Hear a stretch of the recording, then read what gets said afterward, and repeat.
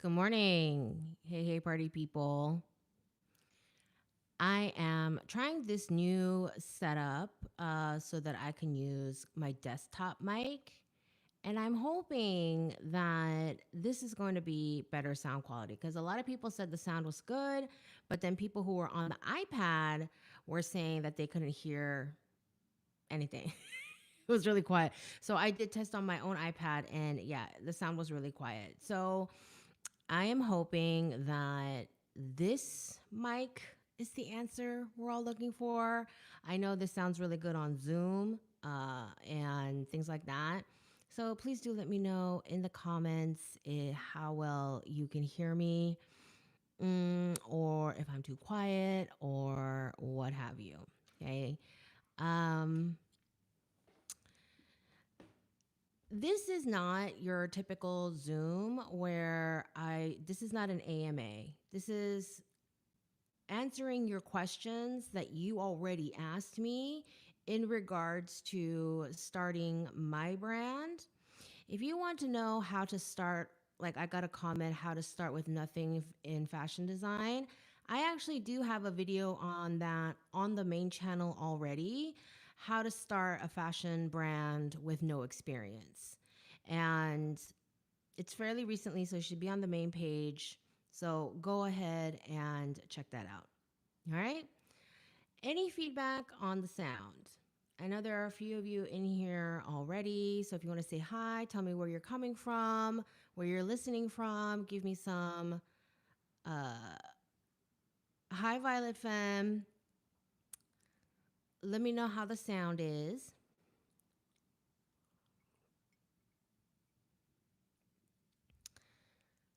So I'm going to start off with one of the questions that I received in the comments of this channel, Operation Reentry. And so if launching a business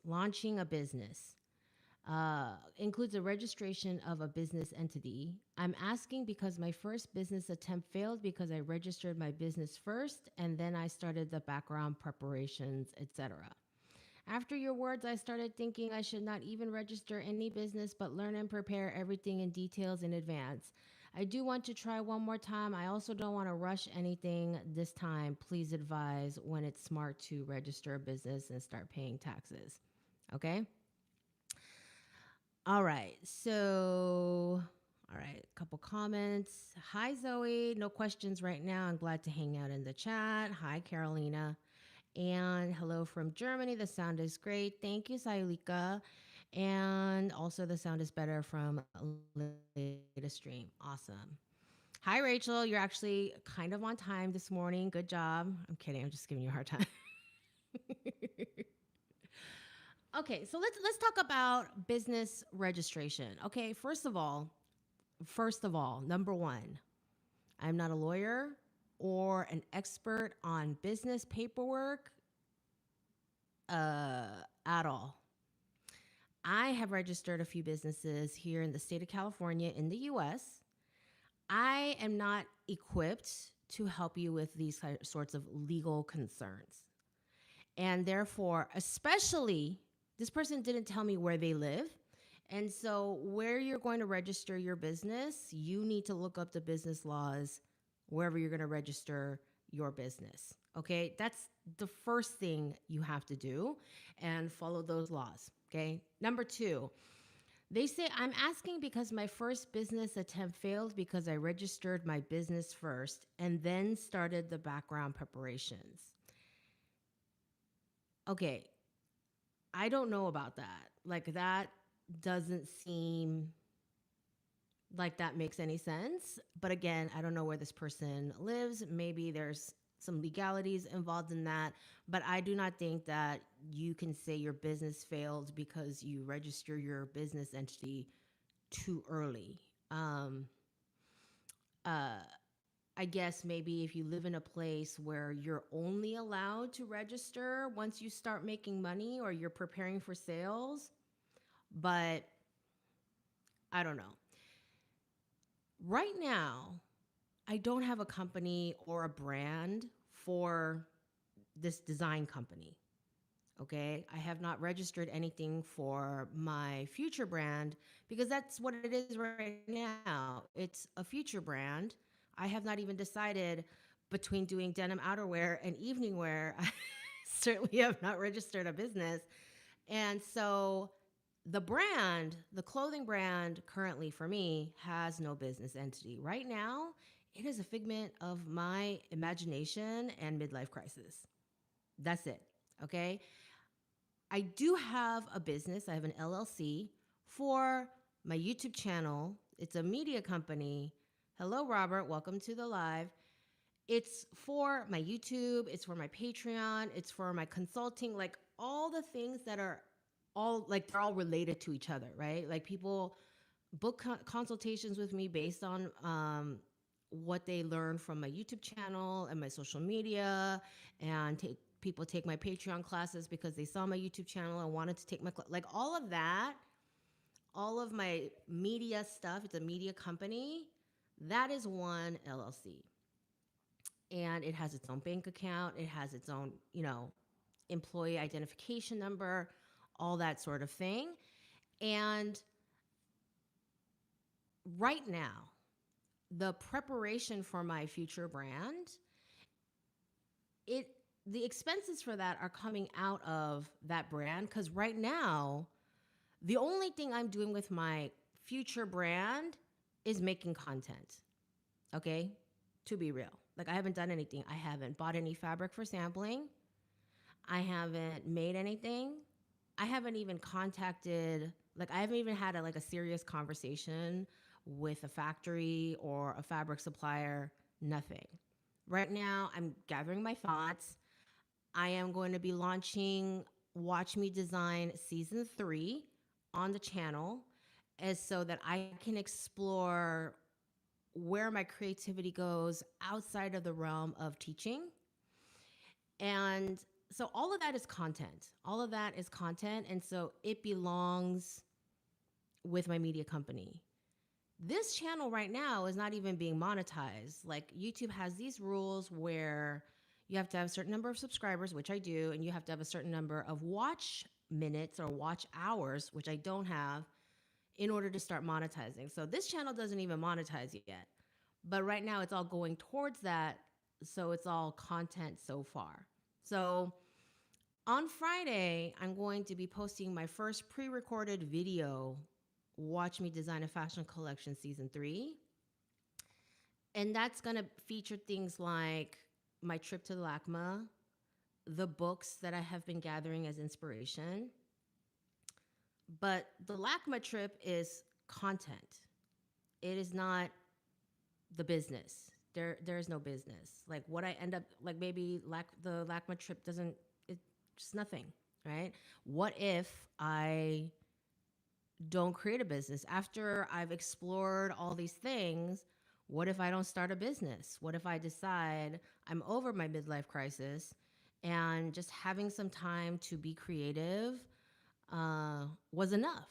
And maybe I close up this channel, I resume being more active on my main channel. Okay, so right now, my future brand has no channel. Okay. Robert says, "You are the future of a talk show host." Thanks.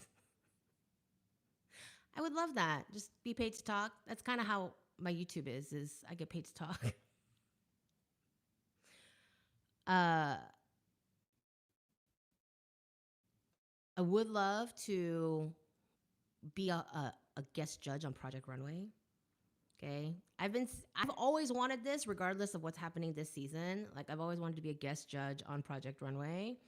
And everybody's been talking about La Roche and talking about whether or not his criticisms are valid or whether he's being too harsh, all these things. So, I don't know, it's all very interesting. Hello, I'm a rapper from Kenya and I love your show. Thank you. And hello to Kenya. Hello, Maria Elena. So, I don't have a business. I have a business for my media company and my content creation, as most content creators who make money off of their content creation do. Okay. And so, when do you actually start? Like, preparation. See, preparation can mean a lot of things. Okay.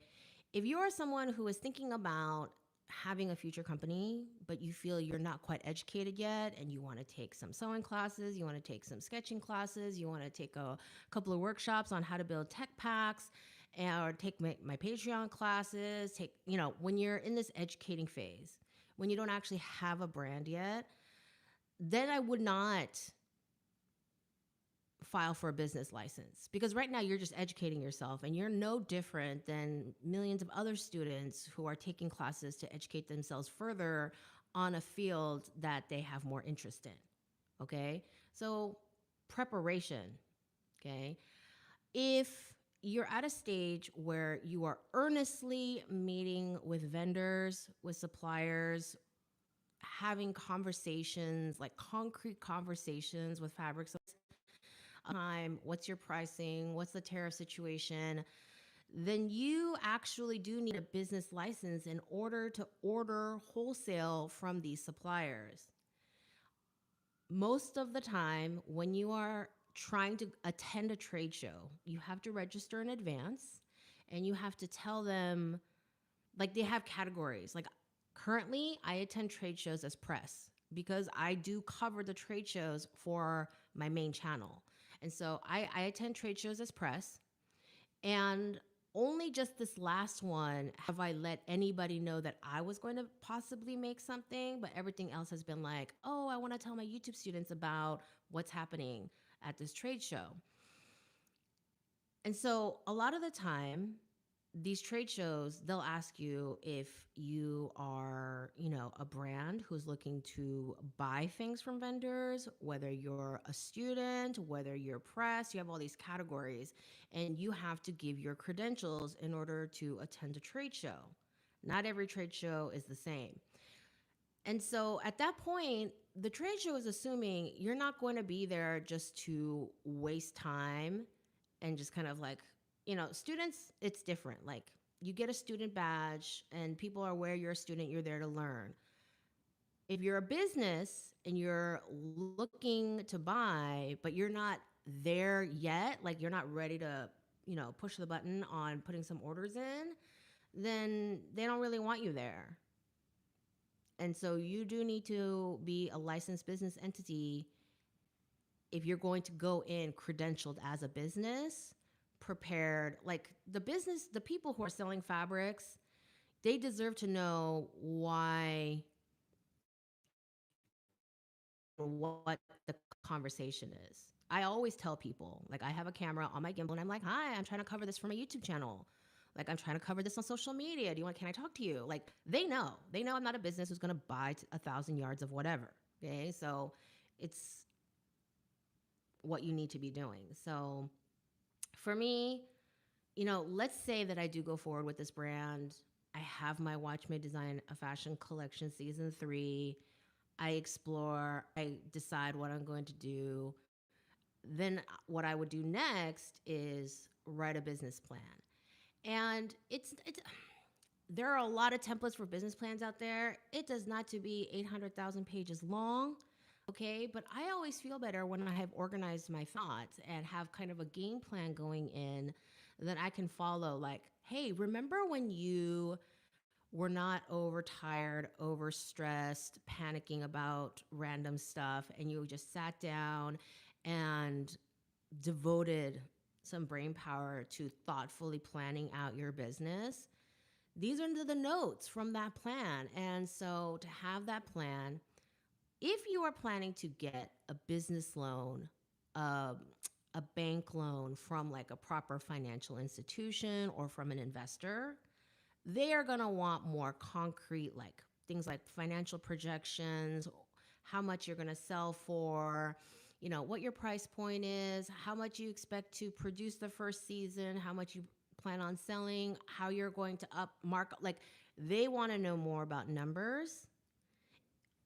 But if you are funding everything yourself and you're not reaching out to investors and such, it's still a good idea to talk about to write down like your price point and,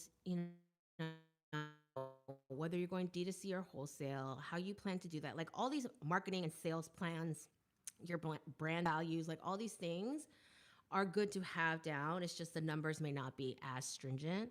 But I would definitely write a business plan and then file for the appropriate business entity based on what I've decided my business plan is, like how I've decided to structure my business. And then take it from there. The and then what I would do is I would open a bank account strictly devoted to just the design brand and pay for things out of just that account.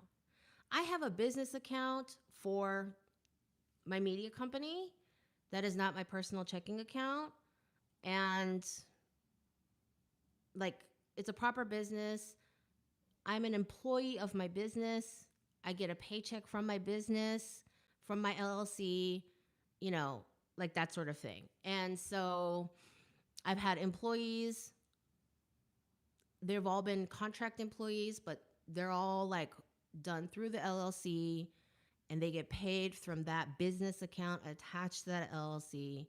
And I would have a separate business entity for the design brand, because not only are they separate businesses, they're so removed from each other. Like Patreon and, stuff I sell in my Etsy shop, they all go into one pot because they're all related to each other. Like one doesn't really exist without the other because they're all interlinked and they're all purchased through my reputation, built off of my teaching, etc. You get that? But the design brand is separate. So I would drop a bunch of money into this other brand new bank account and use the expenses, like whatever I need to purchase comes from, separate, all that stuff. I've never had concurrent businesses like that before, so it's just going to be a matter of making sure everything is separated. Um, but whoever prepares your taxes will thank you at the end of the day. I promise. Whether that's you or someone else, okay? Please advise whether it's smart to register a business and start paying taxes. Obviously, even preparing to launch includes expenses. Always better to record these costs. Okay, so that's all nitty gritty that you need to talk to with someone who is very well versed in business law in your local area. Okay, I'm not going to give you legal advice. Absolutely not. But I've told you what I plan to do. And even if you don't go to a trade show, if you're going to buy something from a wholesaler or order something, like you're going to need a business license, you're going to need a business address. Well, it can be your home address, but like you're going to have to need certain things to order things from wholesalers, that sort of thing. Okay. So do keep that in mind. So the next, okay, so glad I caught the live. Where are you at in the process? Last I saw you were talking about aprons. Girl, you need to catch up. We are starting a whole new design project to see what's rattling on in my brain that's not teaching. Now this talk show convo has me wondering if you'd be on the Cutting Room Floor podcast. That is an excellent podcast. I used to subscribe to that Patreon for a few months. I think it is a really excellent podcast. I have not had the honor of being invited to speak. I think they do bigger people than me. I did see recently that she had Steve Madden on the podcast. So I don't know if I'm too small of a player to be a guest on that podcast, but it is an excellent podcast. And I highly recommend people have a listen. Having separate bank accounts and tax ID numbers is key for any business. Yes. But I definitely want to clarify that my media company and my design brand company will be separate. Are you thinking of structuring the business doing pre-sales or on-demand online sales? See, I haven't even thought that far yet. That's how far into the future my brand is, and why I don't have a business license for it yet, because I haven't even answered those kinds of questions for myself yet. So Can confirm as someone who's worked in accounting, keeping your business expenses and income separate from personal stuff is super important. Super important in caps, y'all. And could save you from a stomach ulcer when doing taxes. Yes.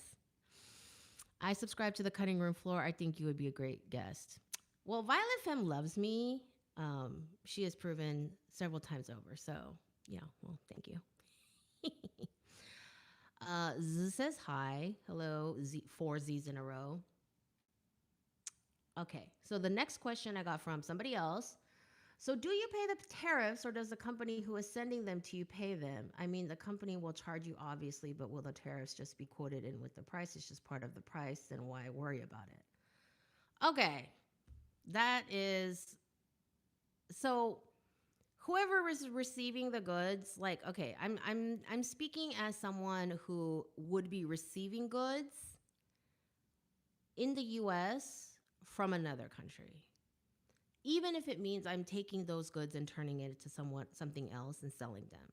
So if I'm receiving fabric from China, or if I'm receiving t-shirts from China and I'm going to turn them into something else or sell them right away, the receiving person who is paying the invoice must also pay the tariffs. Okay. And so, yeah, I am responsible for that big fat check. If you watch my Why Does This Polyester Dress Cost $300 video, then you know that the brand is responsible for paying the taxes and it needs to go into your cost sheet and be tabulated before you calculate markup, all these things. Okay? And so if it's just part of the price, then why worry about it? Okay, that is an extremely laissez-faire attitude. Why worry about it is because people complain constantly about the price of clothes already. And for us to have tacked on another huge chunk of money for nothing, for the ego of one man, just so we like to what? Alienate our customers even further, push them further and further into the hands of Shein and Temu that can absorb some of these fees, whereas small businesses who are making just, a few dozen orders a month, for them, they can't absorb that. They'll go bankrupt. And, they can say, like, I have heard of people as being like, well, I've separated them out in my pricing. I'll say the tariffs tabulated on this are this. And so this is an extra thing that you're paying that's not me, that's strictly tariff. But at the end of the day, the person buying the dress still has to pay that amount. And so even though the explanation is helpful, a lot of the time they won't pay for it. They don't want to.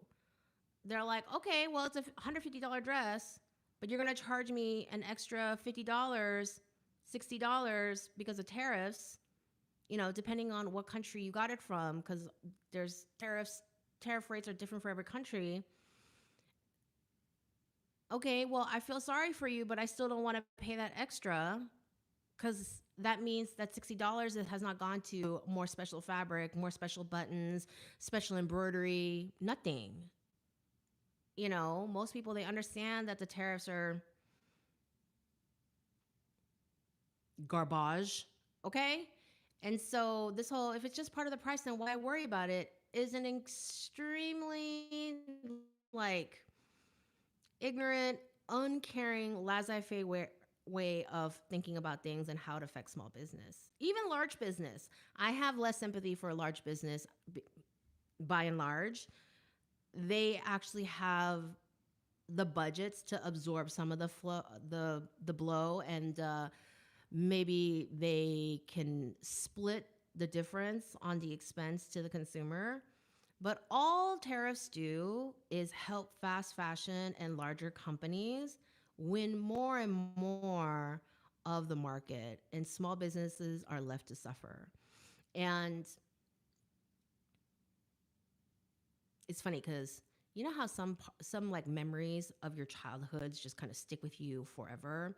And my father once gave me this short lecture on just I don't know why we were talking about the economy, but he was also a small business owner, so I think this is just kind of things we talked about. And he said that you should look at a healthy economy like a diamond, okay, like a flat diamond. The healthiest economies have a very broad middle class, okay? A lot of people in the middle thriving, doing their thing, making enough money for their families, feed them, go on occasional vacations, proper schooling, housing. And there should be very, very few people at the bottom, the tippy top bottom, and very, very few people at the tippy top. Okay? He was like, that's what a healthy economy looks like. And anytime there's some weird imbalance where the top starts tableauing, so there's too many rich people, and like it starts getting super narrow, like it starts looking like an inverted triangle because there's like a bunch of like more than there should be rich people, and that turns into way more than there should be poor people. Like she was kind of giving me this lecture on that, and it's true. We should have a lot of small businesses. Small businesses offer creativity, variety of products, they push innovation, and they are, and by and large, more caring about ethics and sustainability. And you know, that's why I don't know if any of you are old enough to remember this, but there used to be this thing.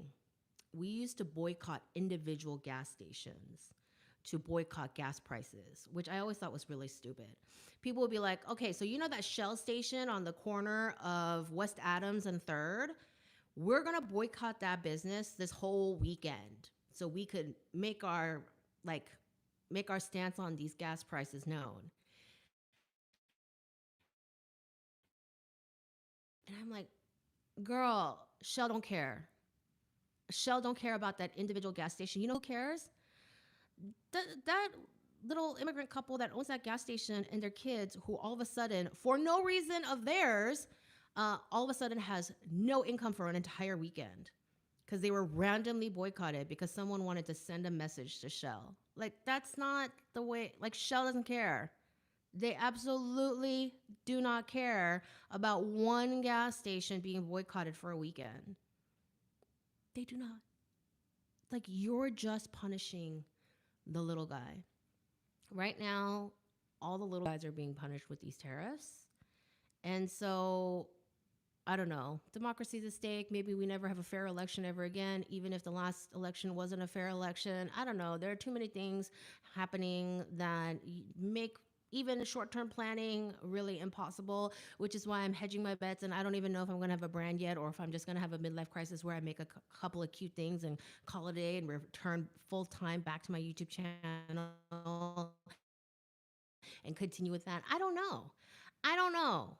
I do know that the US is a dumpster fire right now. And so it makes business planning super hard. Uh, that's what it is. It makes business planning super hard.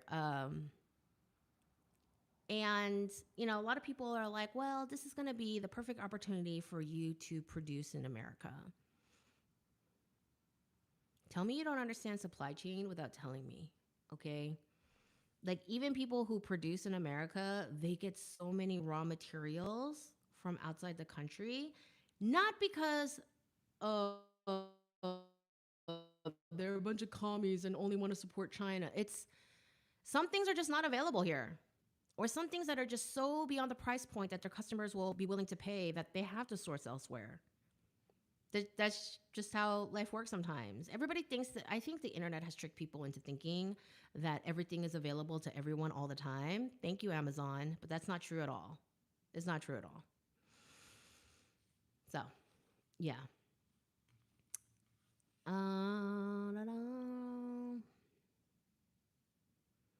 Says, that being said, I don't see any reason you can't do your background work first and just deal with it once you're ready, whether it's during this or next administration. Just make sure you're not letting something like this stop you from going forward with your dreams, because there's probably always something you could worry about, and there will never be a perfect time to launch. That is true.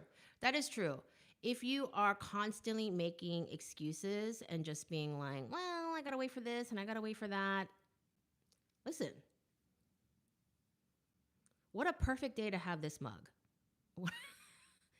If you don't know the backstory of this mug, okay,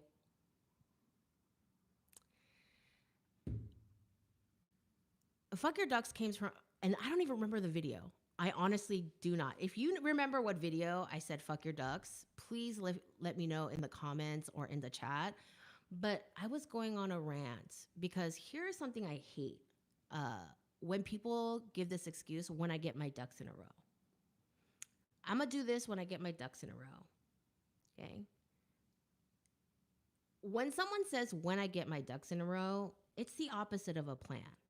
Okay. When somebody says, well, I'm going to finish my degree. I have 1 year left in my degree and I want to work in the industry for a couple years, make some mistakes, learn a little bit more before I start my business. That's a plan. That's not an excuse. That is a game plan to gain more experience, gain more knowledge, lay the groundwork, and then, okay, this is my plan. And this is how I think I'm going to be the most successful. Some people are like, well, parenting is really full time right now. So my kids are almost grown and I'm going to wait until they're all in high school and their needs are less hands-on. And then I'm going to devote more time to me. That makes sense to me. They have a plan. They're like, okay, because kids take a lot of time. I'm aware. Okay. So when someone has a plan, I'm like, yeah, great, do that. But when somebody is like, all these things, and it's not a matter of like them not sharing their plan with me, but it's just like you hear this from people. It's like, oh, when I get my ducks in a row, it's like you don't even know what your ducks are. Okay? You got 17 ducks, they're all going in different directions and you don't even know what what your ducks are. You're just making excuses. Fuck your ducks. So, I said that in a video and people really latched onto that. So I made this mug. You can buy it. Just go to zoehong.com and there will be a link to my mugs. I had a few ducks a couple years ago. The first time I saw your Fuck Your Ducks mug, it was totally out of context and went, Jesus, what does this lady have against ducks? I think ducks are adorable and super cute. But yeah, the proverbial ducks that do not go in a row. Like the only animals that like to go in a row are ants. And that's really them following the scent trail to food. Okay? So, anyway, yeah. So I'm so behind on so many. Okay. If you had a week to just create fashion pieces, what would you gravitate to? Girl, I have asked myself every version of this question, trying to decide between denim outerwear and evening wear. When I bought parts from China, the courier sent me a link to pay taxes, and if I didn't pay within a few days, the parts were going back to the seller. Yeah, so it's not just a matter of paying, but like you have to pay pretty quickly. And to be fair, yeah, if I want to sell you something and you're just sitting there like trying to drum up the money, and I'm not getting paid and I've already made the order up for you, like I am also getting irritated. Like, give me my money, take your goods. I made them according to your PO and give me my money. But, it's like, that's not the problem. The tariff sucks. Small business has been suffering. What kind of business did your father own? My father owned several kinds of businesses. He owned grocery stores. He owned hotels. He owned bars. He owned video stores. He was someone who got bored kind of easily. And he enjoyed buying a new business, renovating it top to bottom, making it better, and then selling it. Like he just didn't like he got bored doing the just, going to work, sell liquor, count cash, come home. Like he would do that for a few years and then he'd be like, it's time to start a new business. I'm like, okay. I love this explanation from your dad. Yeah. It's just one of those visuals that have always stuck with me. This like really broad diamond Working for a small business sucks. If I was an employee, I will work for a big business because they pay better. There are definitely pros and cons to small versus big business. I think it's really a matter of what you enjoy more, what you're willing to put up with more, that sort of thing. Annette, hi, just joined the chat. Welcome to the chat, Annette. Lisa says, produce what in America with what materials, lol.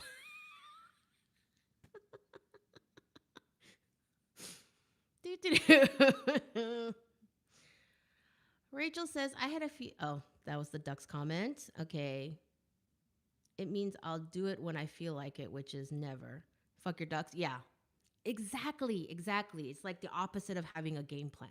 Yeah. Uh, Lisa R says, I can't remember the video, but the fuck your ducks rant is what made me subscribe. Listen, that was back when, way before, like recently, YouTube says that they won't necessarily demonetize you for dropping F bombs in your video. So back in the day, you had to be real judicious with your F bombs. And I interviewed Nick Wooster for my channel once, and I love the whole experience. He was great to work with. He was a great interview, all those things. He's had a fascinating career. He's still like in his new iteration of his career, all that good stuff. But he did drop a few F bombs, and I went not because I'm sensitive to cussing, but just like, how many can I get away with before YouTube decides they're gonna demonetize? The only video that I have ever had demonetized uh, was there. I went to Japan and I did a haul video because I bought a lot of art supplies in Japan, and two of the things I bought in Japan were these two pose books where there was a nude woman and an almost nude man, and they were in all of these poses, and they were meant to be used as photographic references for life drawing. And I flicked through those kind of quickly on the video, and they were in seating poses, they were in standing poses. There was nothing really sexual. There were no legs apart or bent over or anything like that. But YouTube was like, whoa, Nelly, I don't think so. And so they demonetized that video eventually. But yeah, they just posted there was a round of articles that went out. Of course, my husband saw it first and sent it to me immediately because he knows what a sailor I am. People ask me all the time, like, are you different in person than you are in real life? And people tell me all the time I'm the same in real life. And I'm the same in real life, except when I'm with just my friends, like no professional anything, no students, no peers, like no professional atmosphere, event, nothing. I cuss a lot. I do. When it's just me and like me and Kenny, me and Susie, like when it's just us, I cuss a lot. This is like the only difference. I do not have the brain power to keep track of multiple personalities. But I do my best with the cussing. What grades did you get for calculus? I like calculus. I was not great at calculus. I did pass, but I was not great. I don't remember. I took it in high school, and oh, you know what? Did I take it second semester? Because at my high school, you only needed to take 3 years of math. Yeah, it was a 4-year high school. I know some people do 10 through 12 is high school.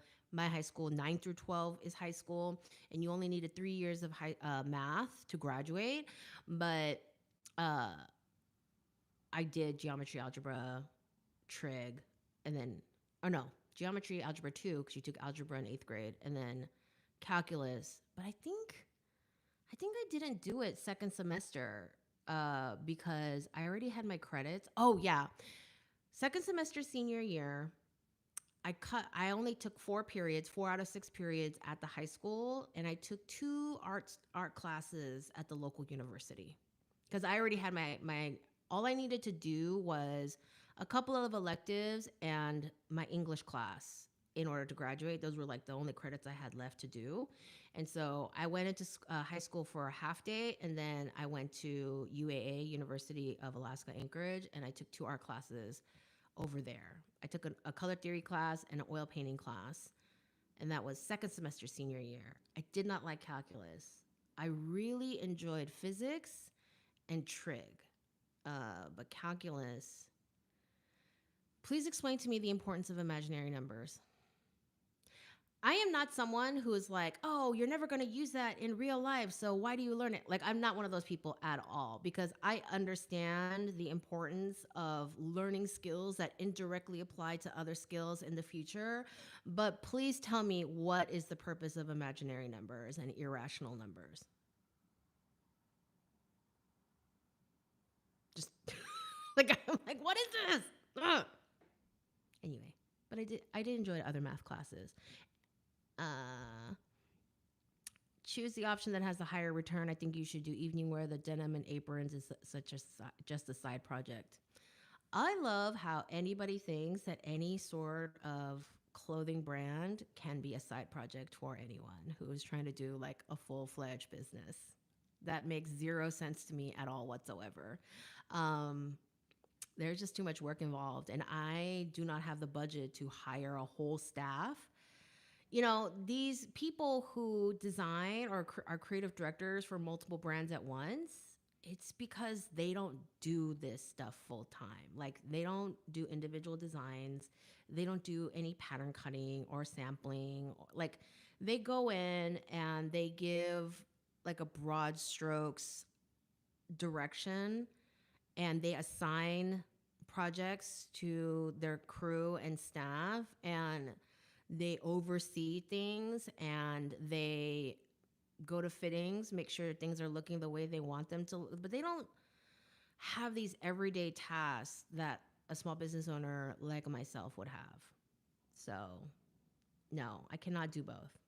And I'm not doing denim evening gowns because the Britney moment is over. Monique says, hi, Zoe, and I'll just enter the convo. Hey, Monique. Sometimes I think that starting working with 101 garments is beneficial for the sake of looking for direct feedback from your customer. What do you mean working with 101 garments? Because I don't think you're saying 101. Sometimes I think that starting working with 101 garments is beneficial for the sake of looking for direct feedback from your customer. One off. Oh, okay. That makes way more sense. Okay. All right. So starting with one-off garments is beneficial for the sake of looking for direct feedback from your customer. I mean, that is definitely an interesting take, and it can definitely be like, hey, what do you think of this? What do you think of that? But at the same time, and I speak from experience on this, there's a huge difference between people talking about how much they want something and backing you, and then people who will put their money where their mouth is. Because let's say I put up 2 garments, and I say, who likes A and who likes B? Garment A might get 500 votes, but only get 5 votes from someone who has the money and are willing to pay, like actually want to buy that garment. Whereas garment B might get 200 votes, but 20 of them are from people who will buy it, will absolutely buy it. And so it's hard to gauge that when you just do kind of like a mass consensus thing, because my mugs are not that expensive, and people ask me for years for merch, for mugs. Like, they wanted my slogans on mugs. I have not sold that many mugs. Part of it is I don't push. It's hard for me to just always be like, buy my stuff, buy my stuff, buy my stuff. But yeah, it's very different to separate the noise. So,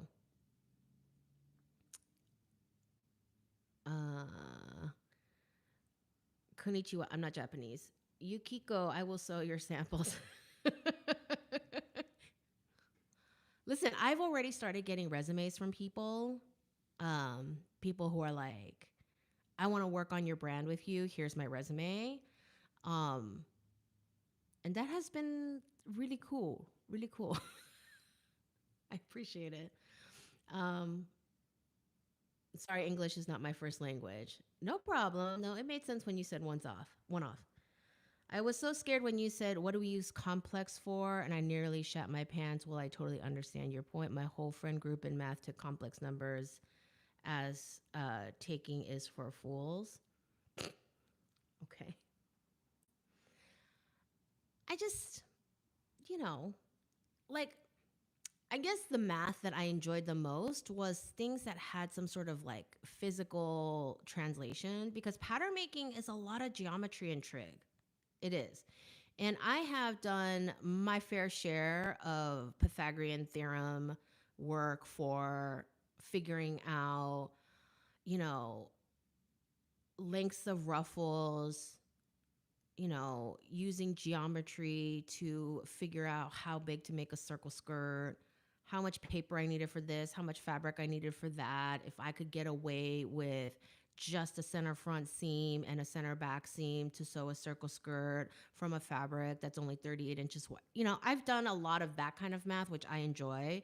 Like, I think my brain is more geared towards that sort of like physical translation math that I enjoy. Like, even when I took a trick class and we talked a lot about bridges, like, because I was able to visualize a physical object and how the numbers applied, it made a lot more sense to me.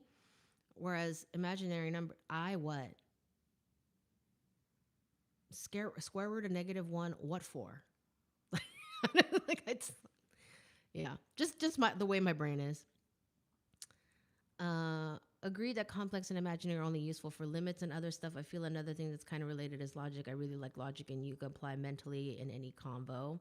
You know what I thought of what I really struggled with, but I see the purpose in now is proofs. When we had to write proofs in geometry, at the time it was just like, but like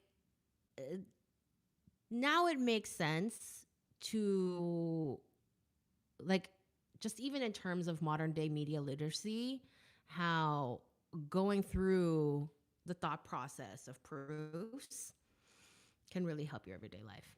Okay. I did hear that data back sales versus data brought from polls, etc., is a completely different experience, but I was thinking about their feedback during fittings, etc.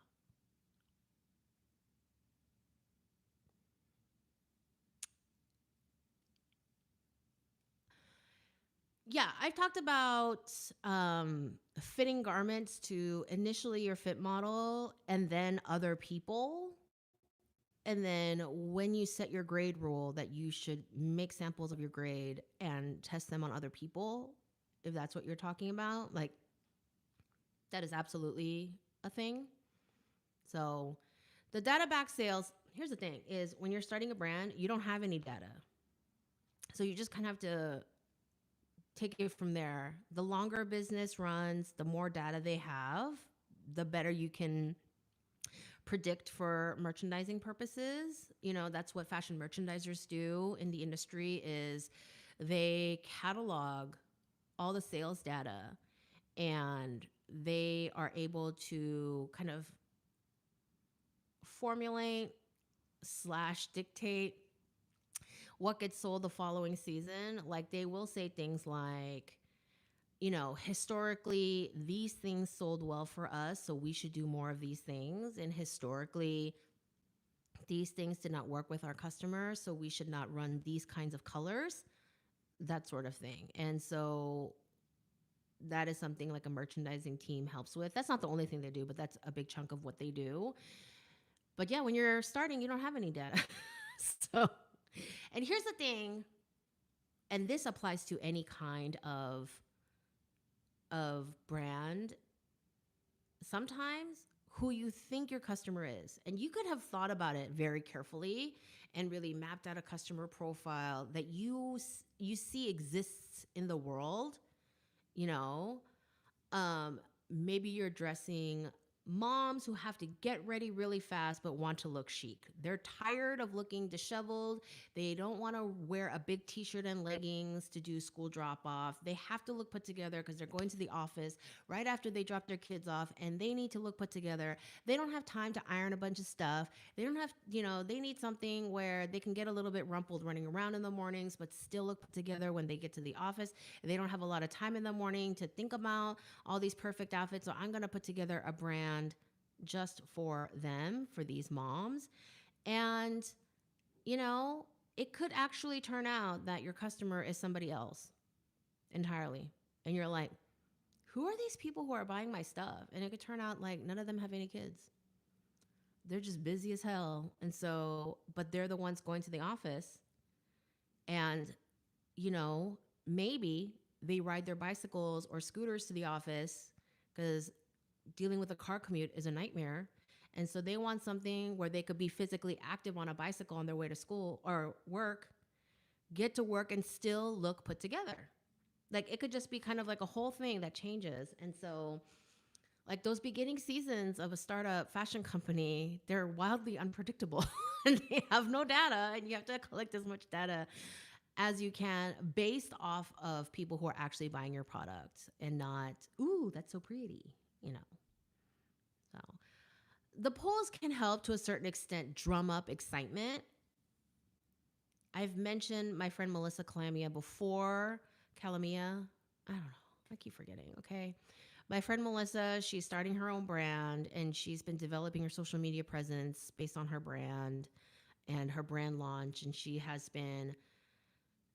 been doing it very smart, I think, is number one, she is posting a lot of updates on where she is in her brand development, like when her first samples came in and when she did her first fitting and like her subsequent fittings and when she had problems with the factory and when she was choosing her final like she had a bunch of colors that she liked, she had a color story, but then when it came down to like the final color decisions, she did a lot of polling on TikTok and Instagram and that sort of thing. While there is because she has no sales back data, getting people involved and voting on the final colors can drum up a lot of excitement, like, oh, she ended up choosing the colors that I picked and that kind of thing. And it's like, yeah, I did want the olive one, so I am going to order the olive one, like that sort of thing. But that kind of only goes so far. And then in the future, I still recommend you still keep doing polls and keeping in touch with your customer base on what they're looking for and what they need from you, but balance that out with more sales back data.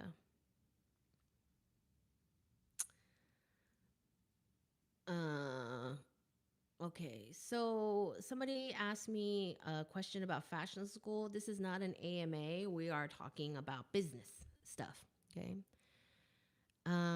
Also, thank you so much for reading and answering my questions. Can it be sketches or prototypes, price on request?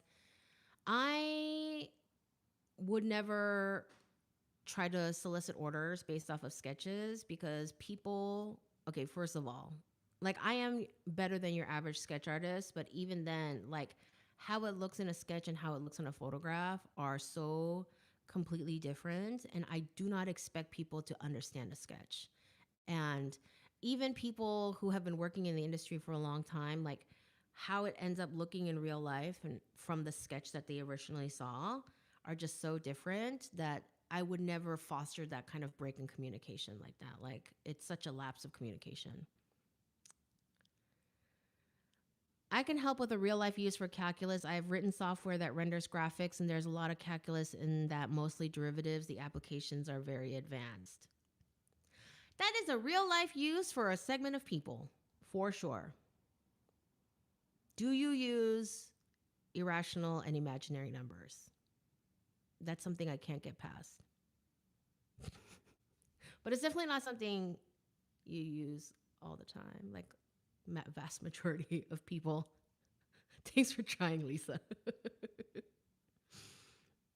uh, I need to think of a physical translation using fabric for calculus. All right, let me go back to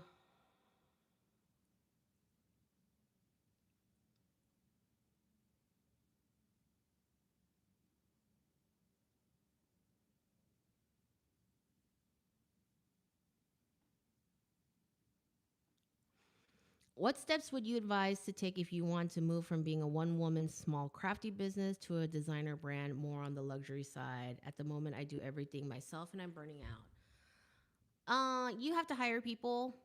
There's no way around it. You don't necessarily have to hire someone full time, but you can hire like a marketing PR company for a contract basis, like an X period of time, and see uh, how they can bring you business.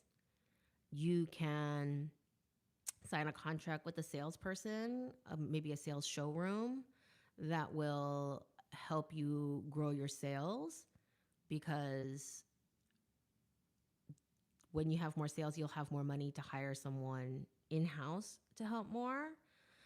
I am a big person in like when you're starting small, like hiring someone full time, like right off the bat, I wouldn't advise it because you want to hire like a contract here, contract there, uh, what's the word? Part time, helping with things that you are not good at, are not able to do. I would start with an assessment of my skill set of the things that you are good at, what you're not good at, what you feel you can hand off to someone else, and then hire to fill those roles. And if you need an infusion of cash to do it, so be it. Like, that's just how it has to be. It's once you get to a certain point and you have X ambitions, you need to hire people to get you there. Maybe not, but also an interesting thought. Math has a lot of interesting thoughts, okay? This is so random, but the Lord told me to tell you he loves you so much and he wants a relationship with you. Your dad sounded like an awesome businessman. If he's still around, you should do a live Q&A with him. I have a few questions. Unfortunately, he passed away in 2019. Cancer is a bitch. That bitch can go die. But yeah, so I both my parents have passed away from cancer, which means I have cancer on both sides of my family. Yay me! But yeah, he was cool and he was quite the personality. Unfortunately, his English wasn't great, so even if he were alive, I don't know if he would have done something like this. Thank you for sharing this process. Very enlightening. Do you have a timeline or action plan in this development phase? I have a plan to do Watch Me Design a Fashion Collection season 3, which is all about exploring who I am creatively outside of the realm of designing for teaching demos to see, to narrow down what kind of business I want to have. And it might not even be denim outerwear or evening wear. It could be a completely different category. But I can't waste time just going back and forth in my head. Oh, denim, oh, evening wear. I don't know. What do I want to? No. So I'm going to be doing a design project to that end. Okay.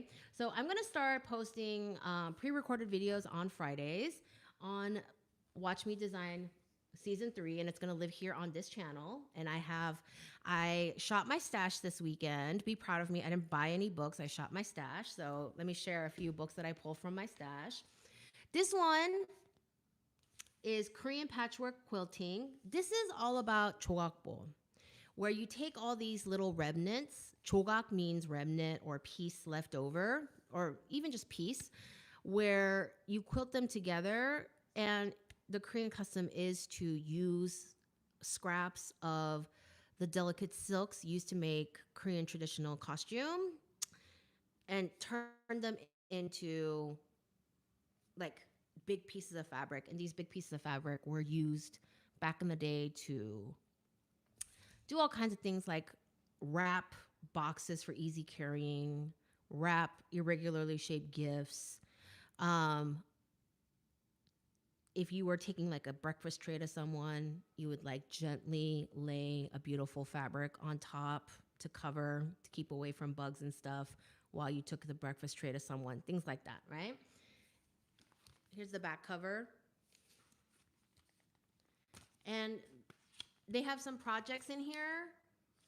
And I've never played around with making my own workbook before, so I'm gonna try it. I have tons of random fabric.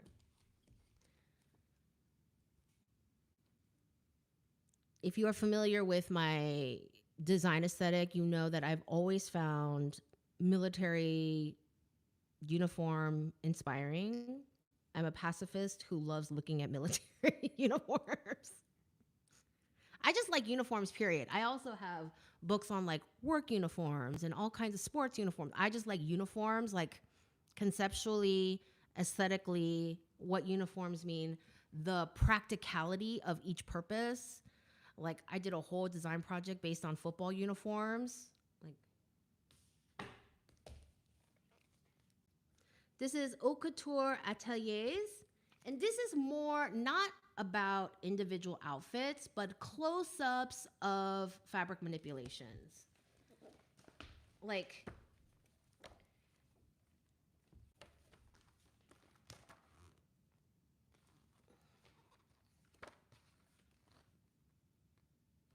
close-ups that I find fascinating, just looking super close at these fabrics.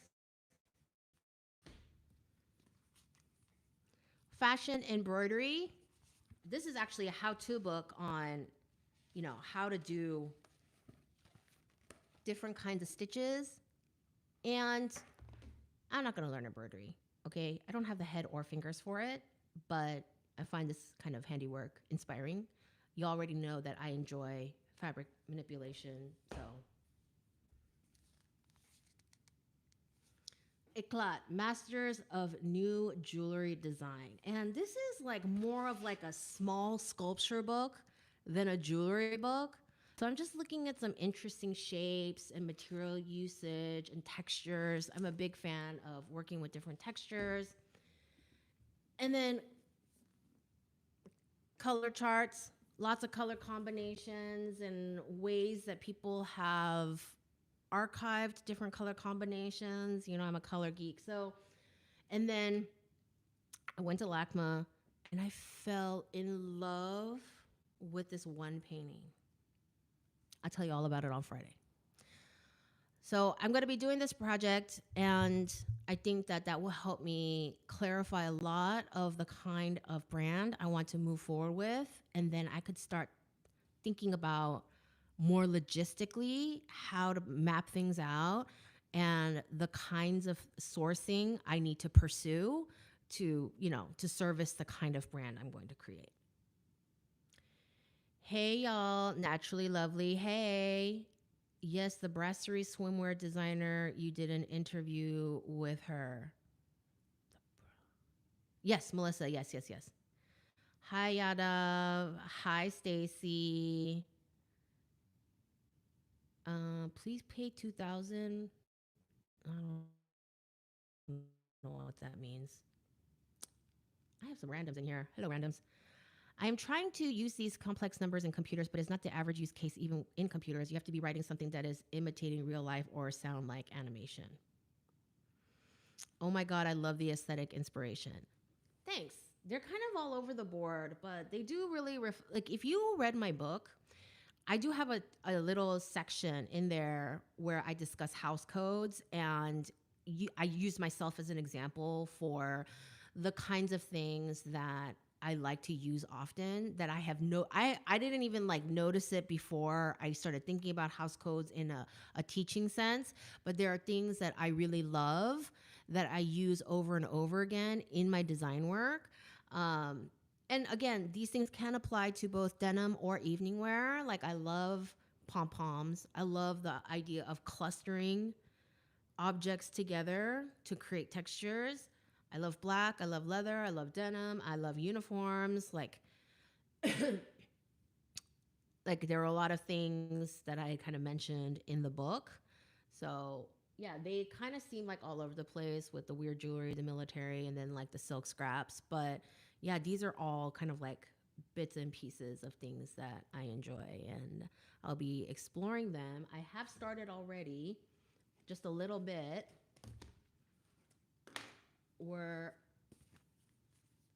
in my sketchbook development, I started thinking about using cording, but not in your typical piping sort of way.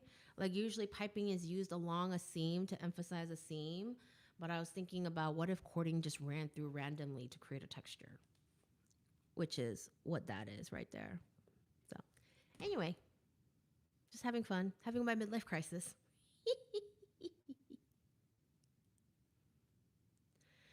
Very specialized use cases, so I understand I could use this math to calculate how a fabric moves in the wind or while someone is walking, but in real life, just walk around or get a fan.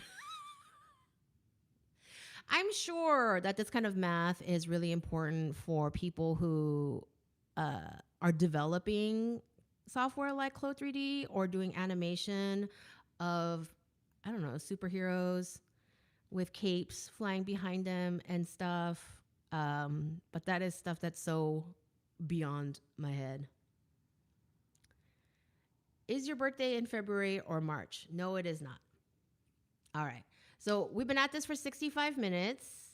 Those were the main questions that I wanted to address, the one about the businesses and stuff and tariffs. And thank you for this great conversation as always. I really love touching base with you all on these live streams. And we always end up having these really interesting conversations. But I will be doing some, now that we've got the ball rolling, I will be doing some pre-recorded videos for this channel where I show my design process. House codes and limiting myself is such a struggle for me creatively. Very excited to see it all. You know, the thing is that house codes are not developed by limiting yourself. It's not like I sat there and thought I should only do these things. Okay. I started seeing them develop over time because I just enjoyed these things and I would incorporate them in different ways in different projects. Like sometimes I was drawing 2D bubbles in an illustration that got turned into a graphic. And sometimes I was literally stitching pom-poms to a coat that I already owned. And sometimes I was clustering things that had nothing to do with pom-poms or bubbles, but just the idea of clustering things. And whenever I was doing beading or embroidery, I liked the idea of clustering designs together more than spreading them out. And so it was more about identifying the habits that I was already doing and not necessarily telling myself, I'm only going to do this. Okay. So don't think about it too much as limiting, but just thinking about house codes are kind of like, who am I as a designer? What are the things do I enjoy? That sort of thing. All right. Thank you so much, Violet Femme. Excited to see the process of creating your brand. Me too. All right. I will see you Friday, pre-recorded video, and next Tuesday for a new live stream. All right.